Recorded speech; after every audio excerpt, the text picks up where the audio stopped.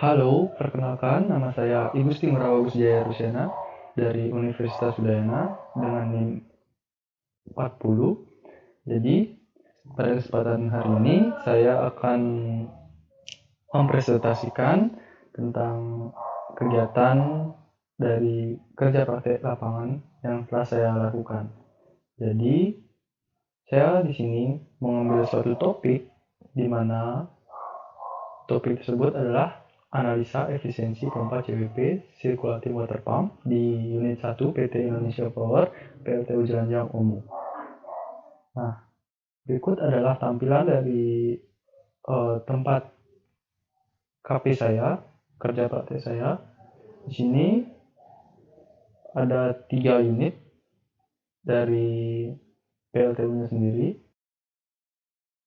masing-masing 25 MW. Nah, kesempatan kali ini saya akan lebih spesifik membahas tentang hasil laporan saya. Jadi, sini saya membahas tentang CWP, pompa CWP. Apa sih itu pompa CWP? Nah, fungsi dari pompa CWP itu tersebut adalah penyedia kemasokan air, pendingin pada kondensor, dan memumpahkan air laut ke sistem water treatment. Pompa CWP di sana berjenis pompa aksial, di mana pompa ini memindahkan fluida kerja dengan arah yang sejajar terhadap sumbu atau poros impellernya. Nah, di sini adalah spesifikasi teknisnya, bisa dilihat. Kita akan membuat video ini cepat saja, jadi jika ingin lebih detailnya, kalian bisa pause dan kalian bisa baca apa ya keterangan yang ada di sini. Jadi untuk menghemat waktu, kita langsung saja ke batasan masalah. Jadi batasan masalah ini penting untuk saya sampaikan karena dalam pembuatan laporan saya, batasan masalah yang saya ambil yaitu seperti panjang pipa transmisi menggunakan skala pada layout perpipaan. Jadi sistemnya pendekatan dengan metode pendekatan, dan selisih ketinggian air, level air yang saya hitung dengan saya ukur dengan manual. Selain itu, perhitungan ini meninjau pompa hanya mengalirkan air ke sistem utama kondenser, jadi mengabaikan ke sistem water treatment-nya, hanya ke kondenser saja. Koefisien for axis joint dan flexible joint diabaikan. Berikut data lapangannya, saya ambil dari tanggal 14 Januari sampai 20 Januari. Di sana ada output press, flow, seawater level, dan delta Z.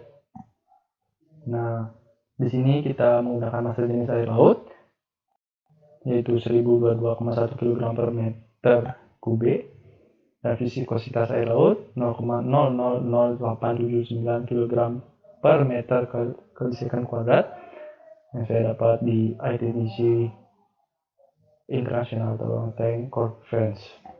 Dan roughness coefficient pipe-nya itu menggunakan carbon steel dilapisi rubber coating dengan koefisien 1,5 kali 10 kali 4 meter.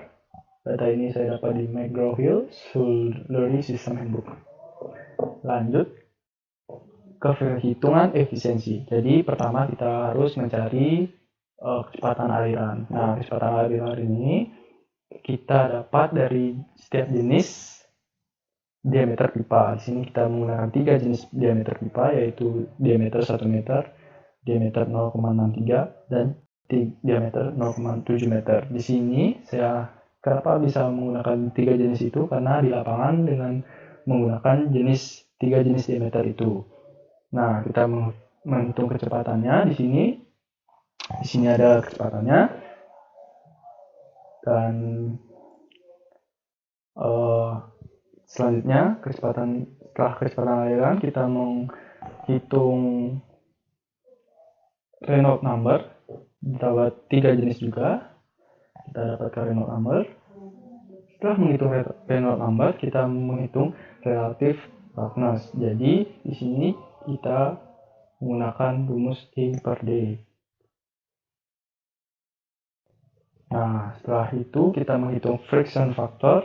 Kita ambil dari Moody dengan kita masukkan data Reynolds number dan friction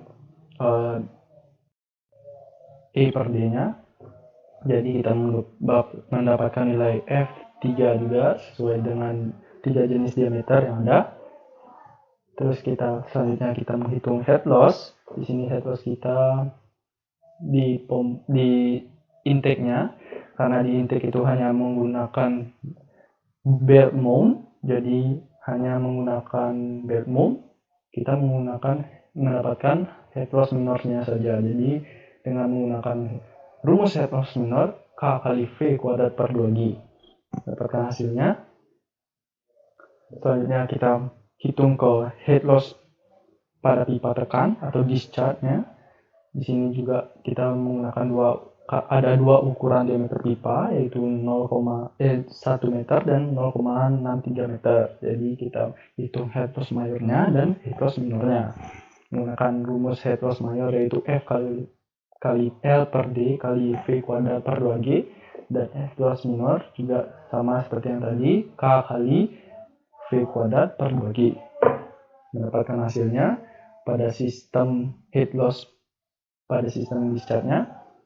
Dan kita selanjutnya ke sistem pipa transmisi. Nah, di sini yang saya bilang tadi, saya menghitung dengan skala. Jadi skalanya itu 1, berbanding 1000, berarti 1 mm pada gambar mewakili 1 meter di lapangan. Mendapatkan panjang hasilnya itu 410,15 meter. Itu menggunakan teori pendekatan saya. Selanjutnya kita hitung head loss pada sistem transmisi. Ada major losses juga, ada major losses pada intake kondensernya, terus ada minor lossesnya. Kita mendapatkan hasilnya seperti berikut. Next.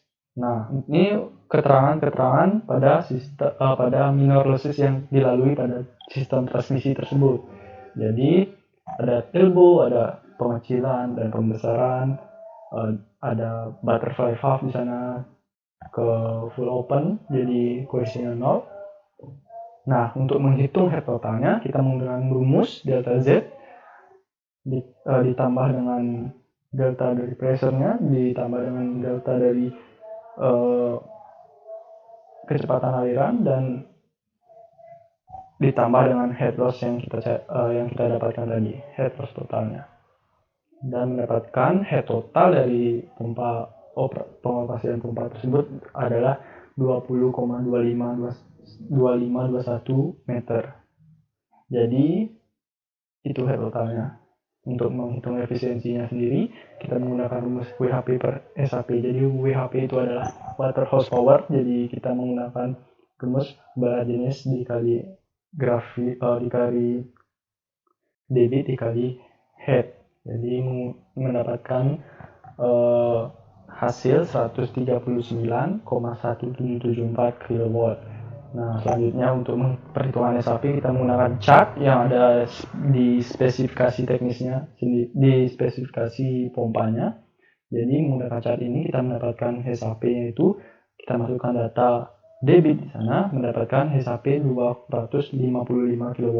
Kita menghitung efisiensi menggunakan WHP per SHP kali 100%, jadi mendapatkan efisiensi 54,58% di sana.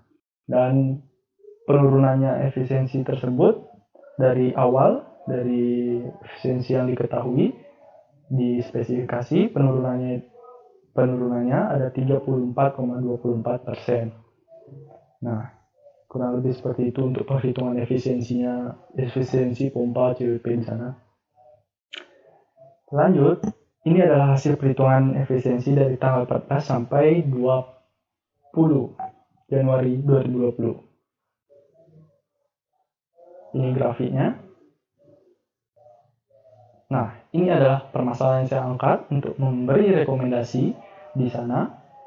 Permasalahannya itu adalah sampah di intake kanal. Nah, jadi sampah ini mengganggu dari debit pompa tersebut, pompa CWP maksud saya. Nah, ini data dari sebelum dan sesudahnya, sesudah pembersihan dan sebelum pembersihan.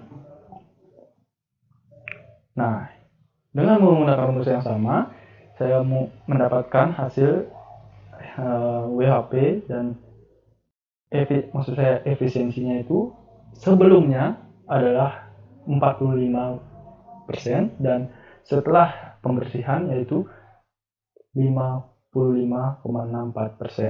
Jadi peningkatan yang cukup drastis dari segi efisiensi terhadap penumpukan sampah yang terjadi telah dibersihkan dan sebelum dibersihkan.